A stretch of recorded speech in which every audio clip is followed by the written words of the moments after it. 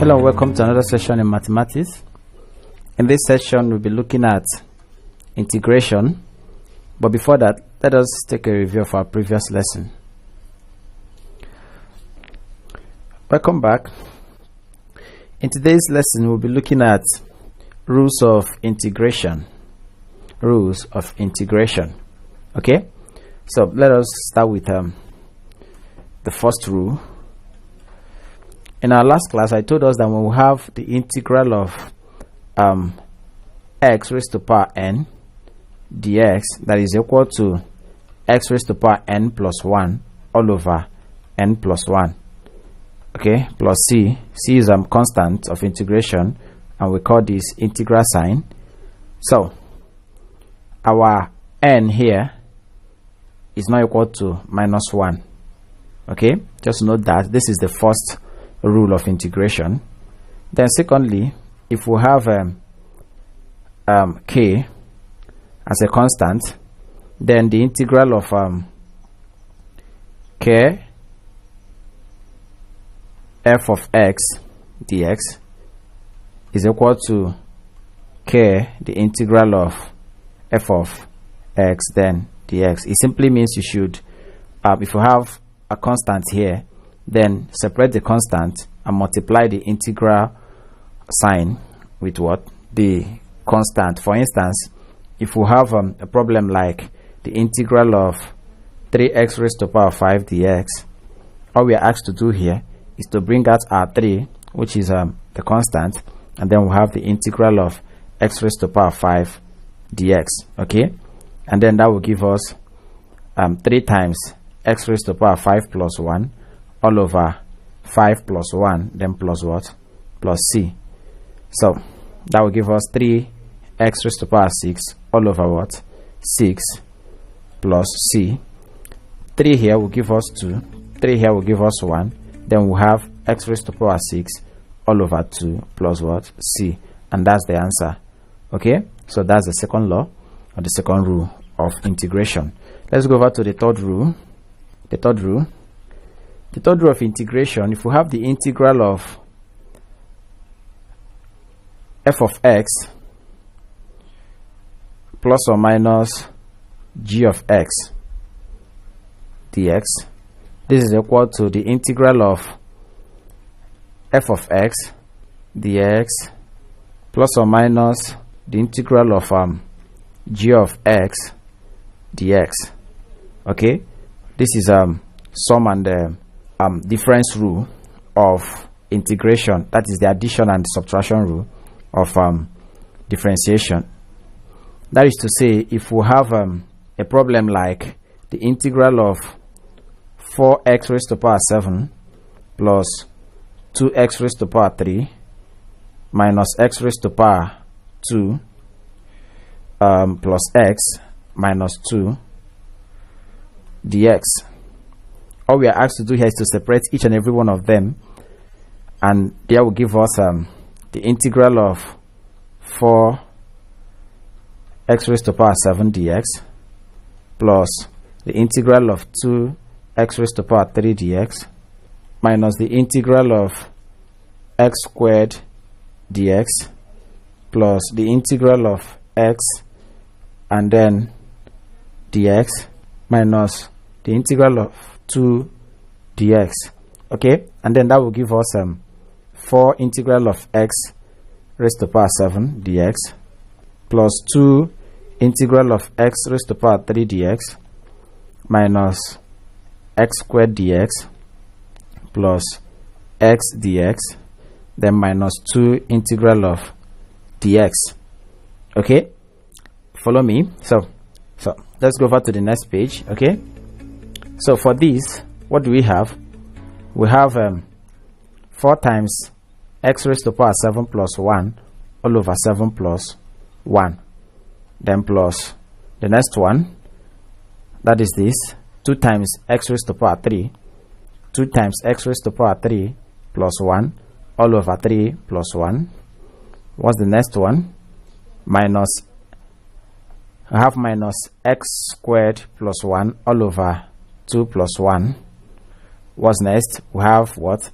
X plus x raised to power 1 plus 1 all over 1 plus 1. Then what's the last one? We have what? Minus what? 2. So for minus 2 we have minus 2x. Okay, that's what you do for constants. You add x to them. So therefore, let's proceed. We have 4x raised to power what? 8 all over 8 plus 2x raised to power 4 all over 4 minus x raised to power 3 all over 3 plus x raised to power 2 all over 2 minus 2x, and then plus what? C, which is the constant of integration. So 4 into itself is 1, 4 here is 2. You have x raised to power 8 all over 2 plus 2 here is 1, 2 here is 2. We have x raised to power 4 all over 2 minus x raised to power 3 all over 3 plus x raised to power 2 all over 2 minus 2x plus c. Okay, and that is our answer. So that's the third rule of integration. Okay, let's go over to the fourth rule of integration. The fourth rule, rule 4. If we have the integral of ax plus b raised to power n, then add your dx. This is equal to ax plus b raised to power n plus 1 all over a into n plus 1, then plus our what? C, where our n is not equal to what? 1. Our n is not equal to 1. So all we are asked to do here is to take the integral of this. So you bring this out, ax plus b raised to power what? N plus 1. Then bring down the coefficient of x, which is a, that is this, and then write down your what? N plus 1. So for instance, if we have the integral of 5x minus 2 raised to power 3 dx, this is equal to 5x minus 2 raised to power 3 plus 1, okay, all over 5 into 3 plus 1. The 5 here is the coefficient of x, and that will give us 5x minus 2 power 4 all over 5 into 4, and that will give us 5x minus 2 raised to power 4 all over what? 20. Is that correct? Remember to add your what? Your c, which is the constant of what? Integration. Okay, so let us go over to the fifth law. The fifth rule of integration says the integral of a rational function whose numerator is the derivative of its denominator is the logarithm of the denominator. What are they saying? They are saying if you are given a problem, let's say 2 all over 2x minus 5 dx. Okay, looking at this now, you agree with me that when you differentiate the denominator, you get the numerator. When you differentiate 2x, you have what? 2. Differentiate 5, you have what? 0. So the answer is what? Is 2. When you have a problem like this, they are saying that the integral then is what? The logarithm of this denominator. The logarithm of this denominator. What are we saying? For instance, if we have a problem like the integral of 2x all over x squared minus 5 dx. Number 1, observe here that when you differentiate the denominator, which is x squared, you have what? 2x. Is that correct? Then minus 5 will give us what? 0. So looking at this problem, when you discover that the differential of the denominator gives you the numerator, then what you need to do is to do what? To take the log of what? The denominator. You take what? The log of the denominator. So the answer is what?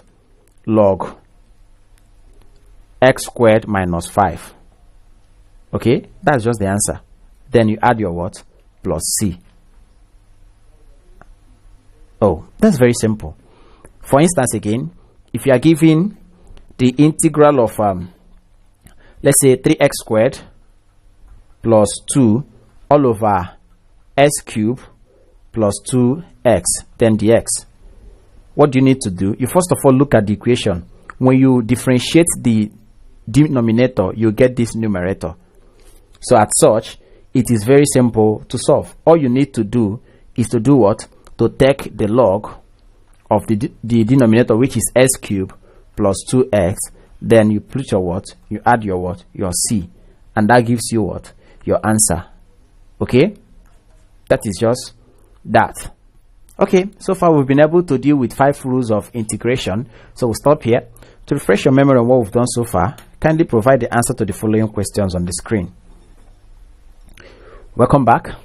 We'll call it a day here. So do well to use the lesson note on the platform for better information on what we've done, and feel free to leave your questions or comment on the comment section. Till we meet again, stay safe and bye.